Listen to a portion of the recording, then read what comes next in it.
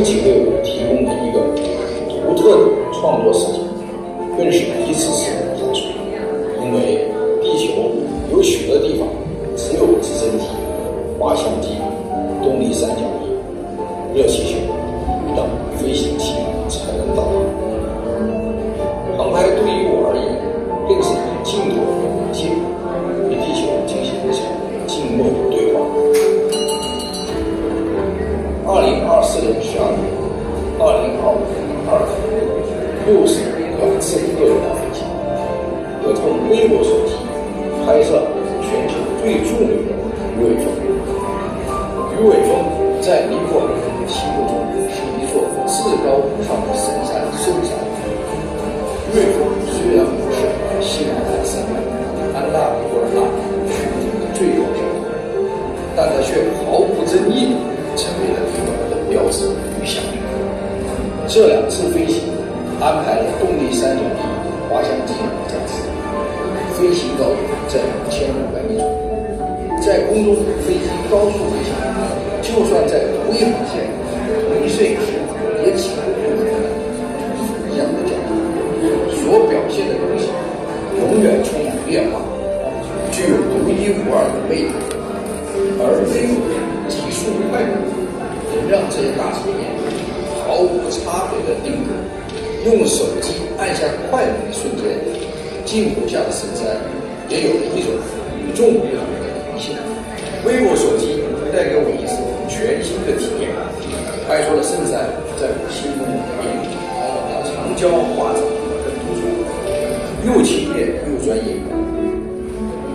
这部新推出的 X200 Ultra 更厉害，作为微单相机，全焦段、全大底，每一个镜头都很挺，能全天候自由创作，体验更专业高效。全焦段专业视频也为后续视频的创作提供了更多航拍的价值从不在技巧炫耀，而在于让更多的人通过镜头看见人类在自然坐标系中的双重属性，既渺小无杀力，却又因懂得敬畏与守护而伟大。每次收起身，心里就多了沉甸甸的责任。是的，当我们把镜头对准苍穹大海，最重要的应该是对这片土地更虔诚的热爱。致敬航空之友。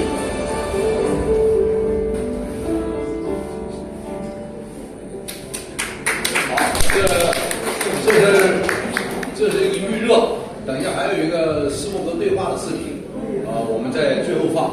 我先放一些摄影作品给大家看。这找人把这空位给做上。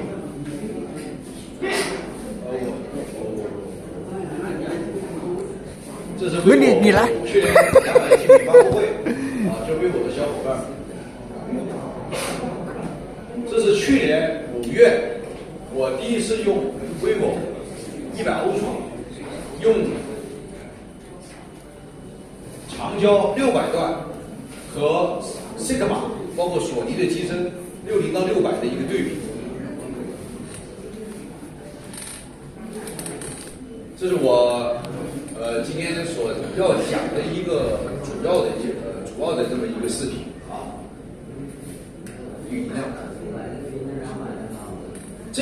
这张作品是我第一次用微博手机啊，非常随意的随手拍的一张作品。这个大家知道这个地方是西藏大昭寺这个佛子本身像后面那个大佛。我从你们所看到我的影像是没有做任何 PS 和任何效果，大家看。这是我第一次用我手机，我自己拍的时候是一个很不经意的这么一个动作拍，完了以后我一放大，我才看到微我真正的效果。这是去年100 Ultra 的7月份拍的啊，我的微我手机作品呢，基本都有标识的，这个标识性是很强的啊，大家也知道。有标识是很难拍的。你首先不能裁剪，你也不能调色。大足时刻，啊，我用 vivo 手机，基本上把“一带一路”去年去的16个国家和地区拍了大部分东西。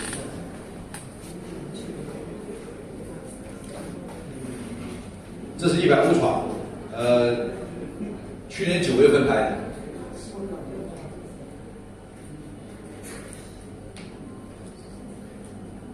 这是8月份在包头拍的，这是7月份拍的重庆。重庆的夜景大家知道，现在除了上海，可能重庆的夜景是我们中国西南比较非常漂亮的城市之一。这是我们最近经常见的这个莫斯科红场大阅兵的这么一个角度。去年7月份，啊，我用 vivo 手机拍。这是8月份，莫斯科圣母大教堂，世界文化遗产。列宁墓，列宁墓大家也知道，也是红场必经的这么一个地方。你看。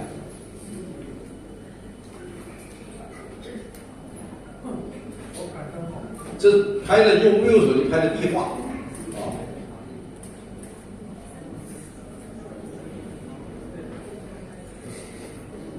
这莫斯科，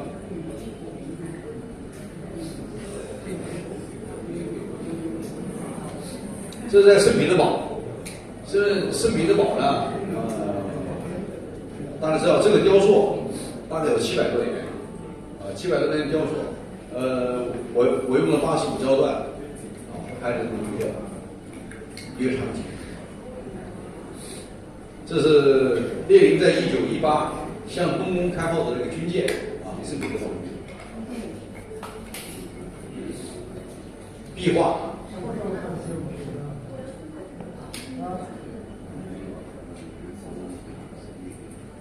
这是去年的7月，大家。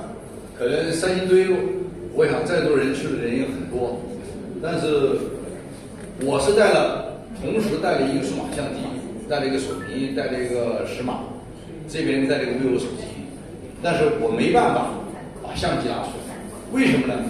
人太多，挤得我根本就没办法，我人是紧靠着玻璃的，所以我就用 vivo 手机顶着这个玻璃，剪了3档。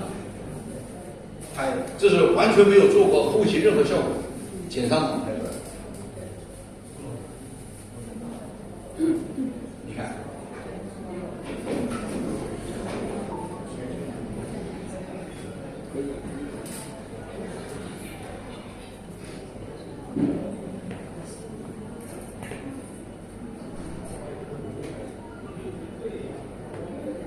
三星堆。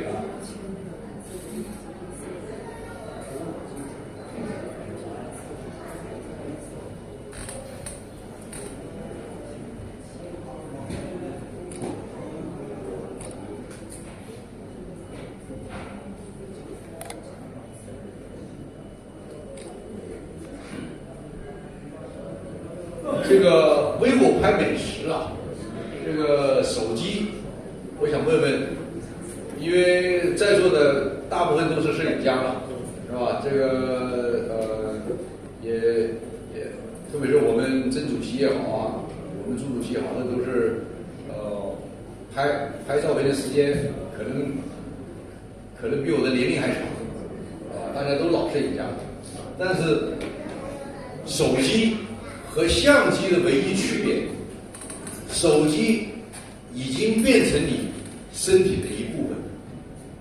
昨天我在湖南讲课，我就讲，我说可能我们夫妻可能我们3天不见老婆，也3天可能1个礼拜不见自己的妻子和丈夫、家人、亲人，但是手机如果手机离开你身边1个小时，你现在就坐不住了。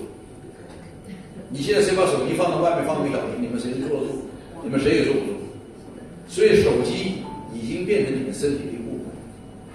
作为我们摄影家来说，我们有这么一个手机，你不管是视频也好，这个照片也好，这个手机的功能性的作用和它的使用，现在已经可以说是令摄影艺术变成零门槛啊，而且手机是最得人心的这么一个影像的功能。这是我呢拍的美食，我专门有个专题叫人间烟火，人间烟火啊，就是拍吃的啊，我什么都是拍啊。这我昨天在场上讲1碗长沙米粉啊，什么1碗面条啊，我什么都拍，也什么都在做比较。实际上我是在尝试的各种这个手机对影像的这种色彩、感官和使用和它的功能。所以人间烟火，我原来是去年2024年开始用 vivo， 我以前都是用华为啊，但是我用了 vivo 以后就甩不掉了。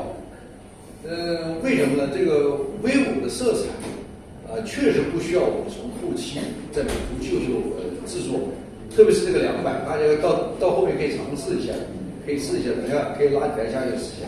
这个200色彩已经不需要在美图秀秀，它的人像功能一键形成，把美图秀秀的10几20个功能软件全部都是加上去。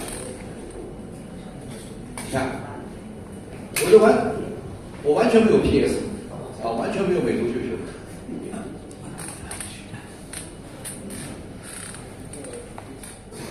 川白肉啊，这个是柬埔寨，去年12月份我带着200 Pro 啊，我去年12月份一个12月份我去了5个国家，柬埔寨、新加坡、黎瓦、日本、蒙古啊，这是你看三分匣子，这是最近拍的，2025 5月5号，在伊拉克巴格达拍的。这个我们在座的我们的卢宇斌副主席，他跟着一起去了。这也就是上菜的时候，我说每次上菜，我说我都用手机先拍一下，我用手机拍各种美食。它有一个200 Ultra 有一个美食功能，但我的感觉啊，小林，我直接用照相功能有时候比美食功能还好。美食功能它边上有些虚化，但是我觉得我就非常简单，就直接放照相功能。很多问我，你放什么功能上啊？什么？我说我什么都没放。我说我现在就感觉这个 vivo 的这个照相功能，除了人像啊，人像它的功能确实很优秀，但是它的照相功能在其他影像、建筑、植物，包括这个纪实、风光，它的照相功能都很随意。我就放照相功能特别好，特别是这个美食也是。你看，这个是中东伊拉克最豪华的菜。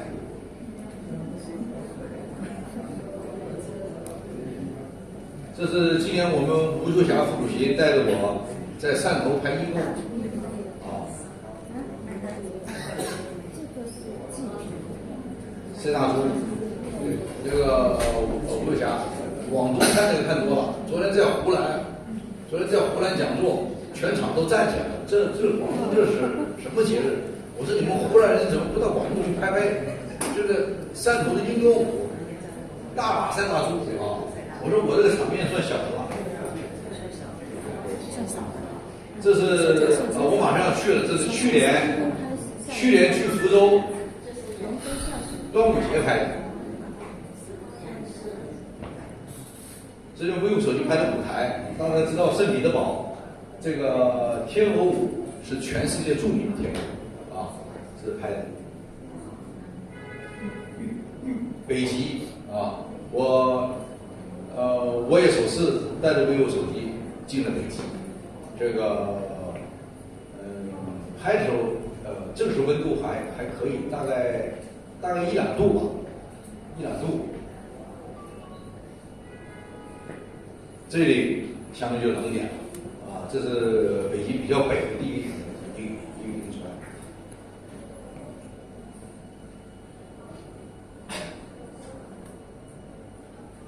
是啊，网吧群岛，燕鸥，大家这么看，可能拍鸟的人就知道，你们可能不知道，这一只小鸟在这里孵蛋的地方是专门有编号。那你知道它孵完蛋以后，它就开始什么呀？没过1个月，这只燕鸥，北极燕鸥就要往南飞，一直飞到南极。就这么一只鸟，要从北极飞到南极。所以我们去年1月份去了南极，在南极拍了北极燕鸥。所以这个自然界、动物界啊，它还有很多很精彩的故事啊。这里戚志龙老师讲的就特别专业了啊，我是个业余的爱好者。这内蒙古，对，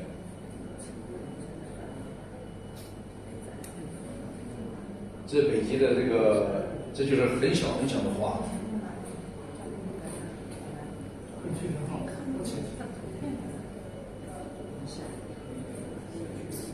这小东江啊，我相信在座的朋友们也去的多了。这是乌梁树海的鸟。现在乌梁树海，聂老师又喊我去了，我说我真是没时间，所以这个图呢，它不代表什么啊，这是我的侄子，他当时跟我说他想去莫斯科打枪，那我当时我就想我说我带你去，我就用 vivo 手机，我想拍拍子弹，啊，那个时候还没有特朗普遇刺的这事，我看看，我就想，我说这个手机我能不能抓住它子弹射出来的瞬间，我就盯着，我就想着它扣扳机的频道，拍下了它子弹射出的瞬间。90%都拍到了，你想能把这个瞬间拍出来？关于技术和强大的问题，就由朱总来说了，是吧？这航拍的，就是我们今天的主题，飞翔的 vivo。这个是我，大家看到我在小飞机上拿着 vivo 手机出来，我可以告诉你，这个小李总。这个 vivo 手机带上飞机是个严重的危险事件。那个俄罗斯的这个特种大队长给我飞，他就给我急了，死活不飞。为什么？他怕我们抓不住，就是你手机抓不住，5500的这个风把手机一吹起来，会把螺旋桨打坏。螺旋桨打坏了，当场飞机就在下面，所以是非常危险的一件事。同时和我飞的有我们中国摄影家协会副主席谢云强，那个飞行员就直接把云强手机一把就抢了，就滑稽，就还没起飞就给丢在地上，丢地下飞机就开始跑。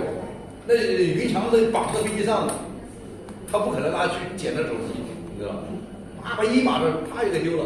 我那个飞行员想拿手机，我就不是啪，我长着屁股我压着。他说我没有，我说我丢了。反正他讲俄罗斯语，我讲中国话，谁也听不懂谁。我说没有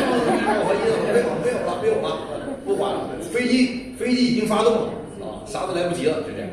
我是硬把 vivo 手机带上去，你知道吧？但是呢，他后面看的这个视频不是我这飞机上有一个拿着手机拍视频，下来他指着我哈哈大笑，大家就笑啊。这拍的夜景，上面是个飞机，对，大佛塔。当然，大家去过世界文化遗产地，去过尼泊尔都知道，这是全世界最著名的大佛塔。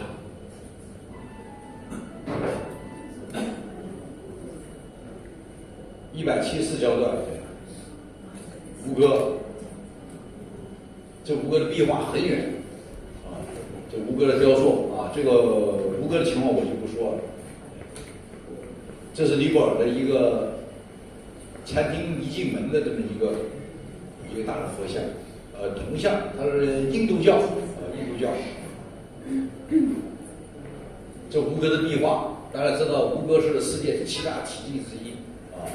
这是我用了一个全屏方式，全屏后面还有2张，但是这是12月份的，那个是2月份的啊。这个就是这个手机的便捷还是很方便。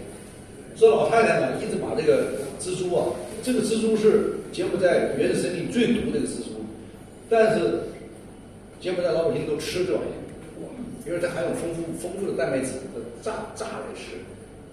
反正我是没敢吃，然后他把这个蜘蛛啊放在手上，这个蜘蛛呢咬一下，据他说15分钟一直吸收，然后那我说他说他把那个导游说他已经把那个毒牙给扒了，所以他把蜘蛛放在手上。我拿这个，我想拿我的这个数码相机拍，温到了要1块美金，我身上没带钱。这没带1块钱美金是吧？所以我就那就不拍了，我就走，顺便我从这个手从口袋掏手机，啪可以。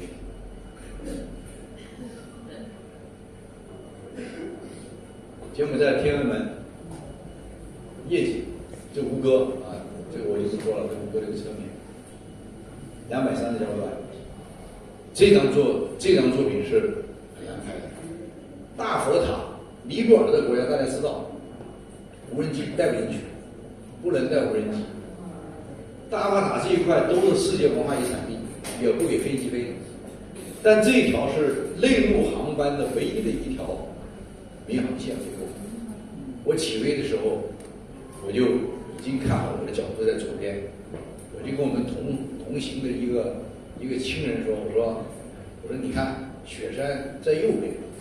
我说左边没雪山，是吧？我说我把雪山让你拍雪山吧，我就没说左边是拍大佛塔。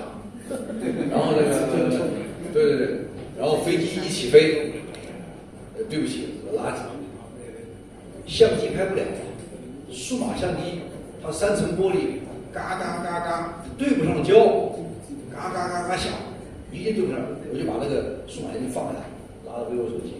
咔咔咔咔，拍了几张，正好飞过。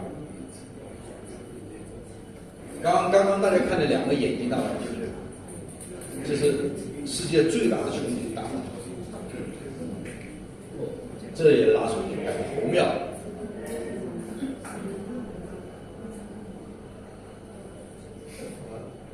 这光线就不说了，这都手持拍的，这逆光拍的。这是释迦牟尼出生地，大家看，这是释迦牟尼出生地，这一些老百姓都是释迦牟尼这个，对，应该是有血缘关系吧，也叫释迦的这莲花生大师的一个道上2个脚印，这个我呢。这个手机还有好处，就是说手机摄影，就你怎么拍，老百姓没问题啊。在旁边坐着老太太，然后我就走过去，我就坐在旁边，我一看，哎呀，这脚上还戴个戒指，挺有意思。因为你说手戴戒指见得多了是吧？这脚上戴个戒指，然后我就叫导游，我说你过来翻译一下，他这个戒指。也戴了几十年了，我就顺便拿手机啪拍了一个60多岁的一个地方，这也是佛祖出生地的这个。你看这个，你看他的那些纹路，随便拍的啊，也没有什么调微距啊，是吧？根本就没有，就拿手机拉出来，啪就这么拍的一张。这是佛祖出生地的这块墙，它的烧尸庙，火葬，这火葬。烧尸庙是现在地球上唯一存的这么一个世界文化遗产博物馆。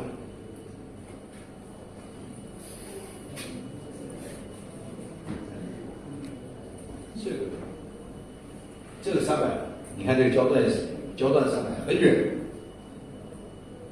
这个桥大家看肯定是很普通，但我因为这个稿子编的比较粗嘛，实际上我回去我会重新再整理一下，写上这个桥，那边新加坡，这边马来西亚，这新加坡这是一条非常著名的一条桥，新加坡和马来西亚的一个桥，也是民航机。我也是起飞的时候，我专门看我的这个航线。然后飞机降下来的时候想拍，没拍成，降下来是我的右边，那我想起飞，我应该在左边，是吧？然后我想好航线以后，我起飞我就从右边我就换到了左边的位置，用微我手机拍的这么一张，这日出，对，是的，这冰川，这是安纳普拉。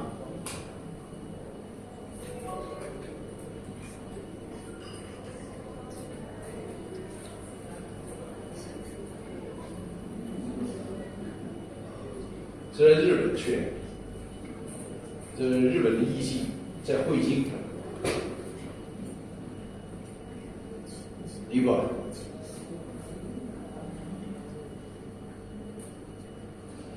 这 vivo 手机的人像，可以说目前这个相机想拍，那是很困难。这也是让随手拍，这是在吴哥的一个佛学院，正好太阳落日，我就随手拍的。蒙古，这是伊朗最近拍的，5月2号拍的。德黑兰，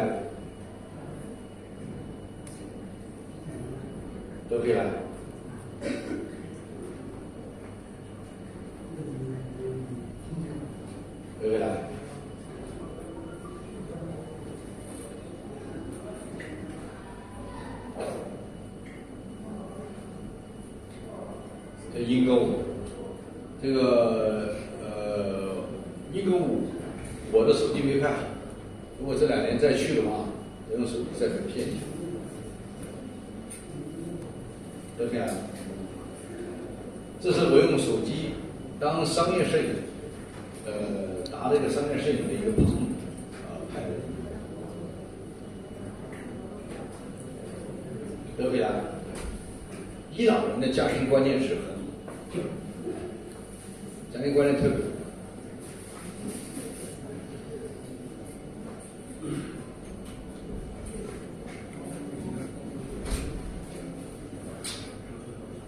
这汽车在开过程中的一个追拍，这在日本的汇金。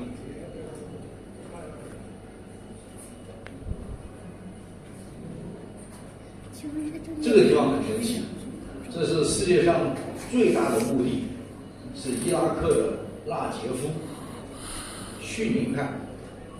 大家知道这个伊斯兰教有2个派系，一个是逊尼派，一个什叶派。这是什叶派的墓地。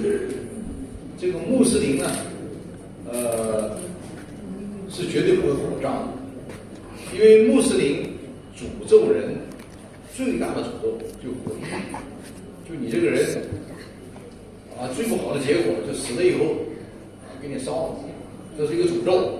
所以信穆斯林的人呢，不管什叶派也好，逊尼派也好，他是不会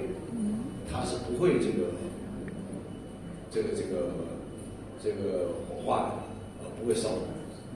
所以呢，这个墓地1400多年，已经埋葬了500多万人，所以这是世界上最大的墓地。当然我们站在一个高处，说实话，没下去我想也很精彩，因为拍不完。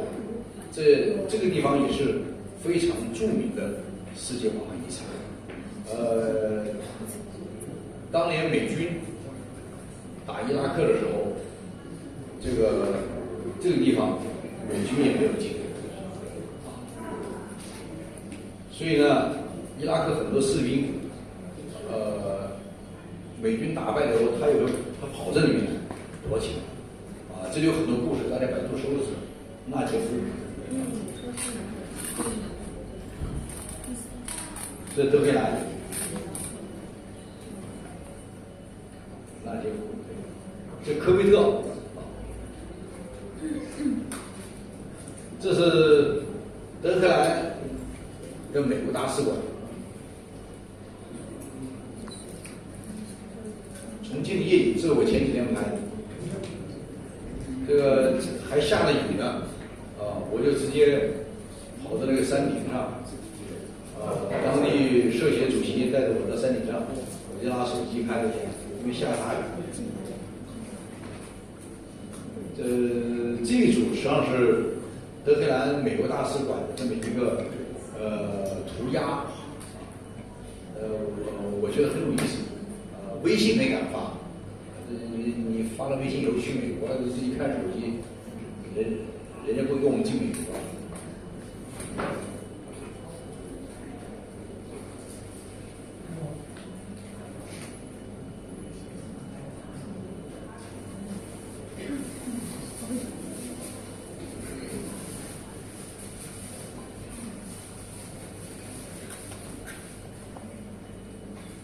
CNN 大家看的是一个蛇，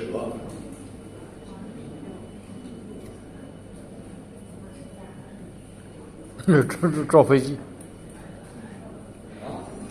，911，对，这是那个911，这个大家知道，这个海湾战争，给伊拉克也带来了毁灭性的打击。这个地方是古巴比伦王国的一个非常4000年的一个古宫殿。由于伊拉克政府现在非常穷，所以呢，现在就变成这样。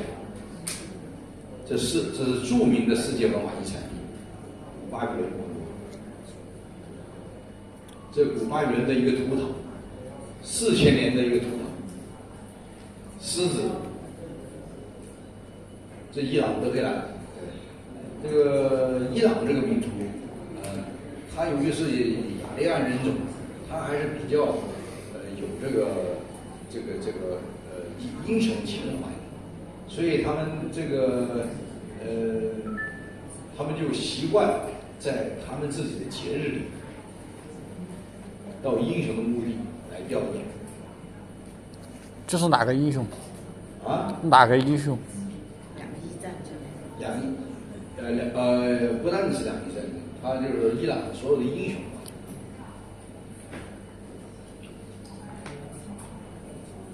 这讲到这儿，这是伊拉克最大的阿里巴格达的这么一个清真寺。大家知道，进清真寺是不允许带手机的，不允许带相机，但可以带手机。哎呀，这是微波手机就起了大作用，管用了，拍不少作品，我这是可以说就是非常简略的调了一下。女人不能进去的，那是哪个女人？另外一边。科威特。在哪儿啊？科威特。这是在中东。德黑兰，大家知道，伊朗这个国家也是不允许带无人机的，所以它的空中管制非常严。我们作为外国人来说，一般你上的高速都不给你上，我们算是还是因为我们企业家设计协会是马汉航空的战略合作，所以通过马汉的这个沟通下，我们上它伊朗最高的塔，在塔顶上拍的，大家看看今日的伊朗，绝对不是你在新闻里看的伊朗，特别好，特别安详。而且特别，这个也特别繁荣。这大使馆的外墙，这伊朗小吃，哇哦！伊朗的小吃吃，一口啊！哇，还想吃一口。这是这是2月份飞的时候，这个驾驶员12月份跟我吵架，下来了跟我哈哈笑。2月份他抢着要当我驾驶员，这我们关系搞得不错。直升机，这滑翔机，你看我身上这上飞机啊，我把手机藏在身上，他很难发现。我上去我都藏着，不然他不给我带手机，他就怕吹了。所以下次小丽你要跟你们总裁提个意见，要做一个绑在手上的这么一个东西，吹不掉是吧？或者说像一个手套似的，因为你手柄都不行，风特别大，确实危险。这个俄罗斯的特种大队退役的队长，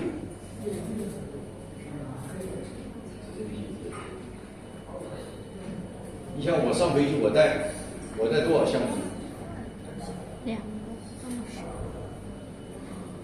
这还没超车呢。相机微波手机，对。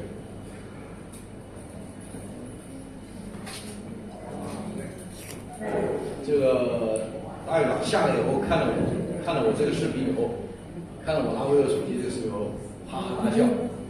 他说：“你想，这风一吹，把那个螺旋桨一打，这飞机就下去了。”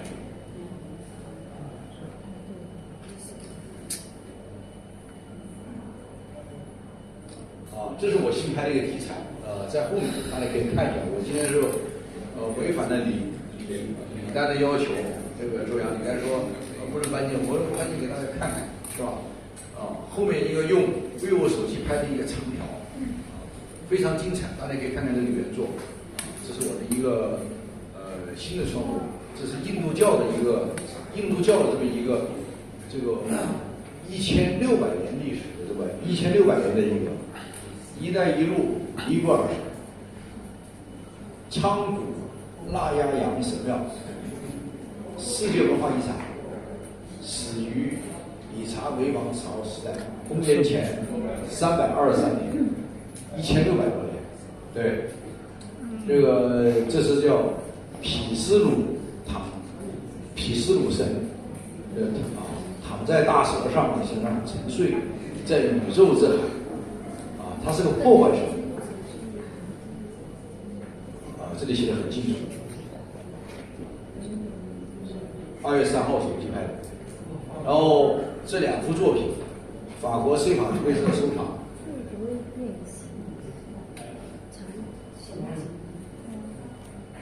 这是2幅作品。这个因为这个压缩了很清晰你要看那边作品就很清晰。这里面还有很多内容，我会放大了。这里面它每一个图腾的内容都是很清晰的，都是很清晰的一个内容。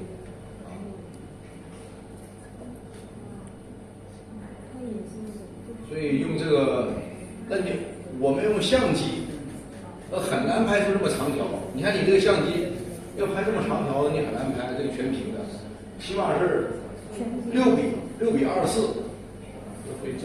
是不是那你手机一键合成，啪啪啪啪啪啪，我拍了28张，做手机的，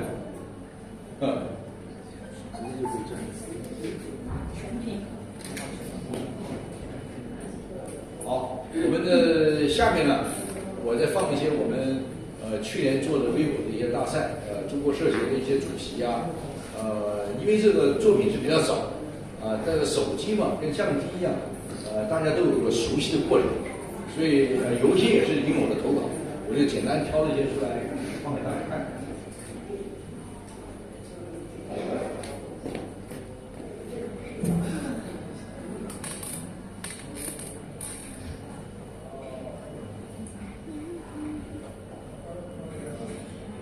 哎，我看这张照片，我想起来了，周阳，我今天看你给我的这个礼品有一个那个手机架，哎，这个架很好，斯莫格做的那个手机架特别好。今天我中午还在办公室，我拿来调试也挺好，那个礼品带你回去。这是吴健主席，中国摄影家协会副主席，甘肃的主席，他拍的是麦积山石窟。也是世界文化遗产。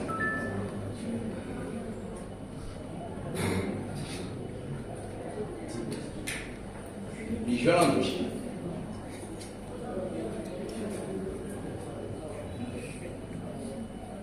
这是我们的副主席。哇，在哪儿啊？在哪儿？这张作品是我们的会员投的稿。在哪儿？当时我收到稿时，我也在想。我说这张照片到底看，这演习也不像演习啊！你演习，你拉着小孩去演习，这也不可能吧？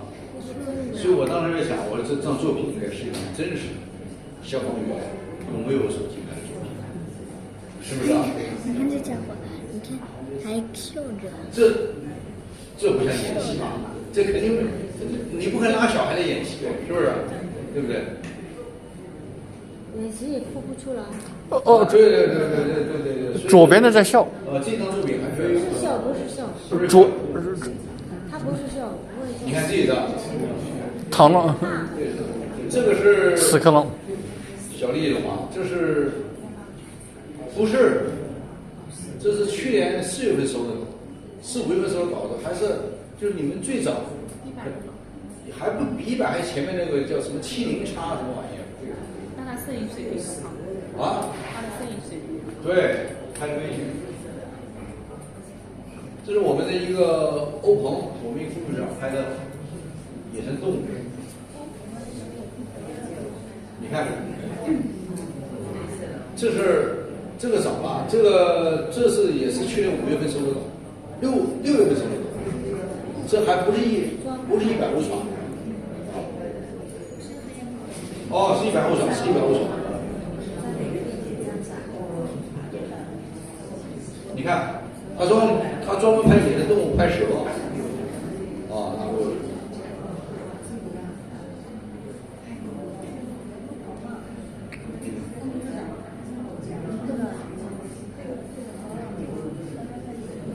海底，微波手机防水。我昨天看了个视频啊，看个视频，然后吵架，一不小心一吵架，把手机掉到这个稀饭里去了。我心想，我说你这没用微我就没问题啊，捞出来就烧。煮不熟。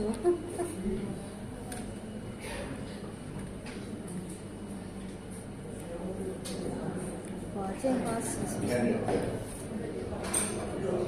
它是这是200 Pro 去年拍，这我们的胡文，我们四川的副主席秘书长，四川省社协的副主席秘书长。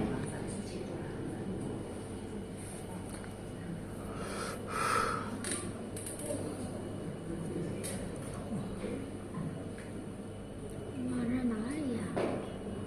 你看这是吴宗义。好，我们放一放我最近微博跟我有个对话的一个视频，这个收音录音啊，对。好，这是我“一带一路”，这是最新拍的一个把灯关了。对，我是把灯关了。一个。